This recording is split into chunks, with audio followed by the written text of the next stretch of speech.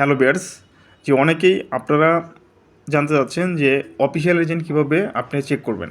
তো আপনার অ্যাপস থেকেই আপনি চেক করতে পারবেন। প্রথমে অ্যাপসটা ওপেন করবেন, এখানে লেখা আছে এক্সটেন্ডেড সার্ভিস। এই এক্সটেন্ডেড সার্ভিসে ক্লিক করবেন।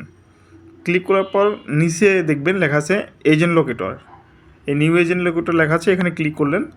ক্লিক করার পর এখানে জেলা সিলেক্ট করবেন। যেমন সাপোজ আমি হলো ঢাকাতে, তো এখানে ঢাকা সিলেক্ট করলাম।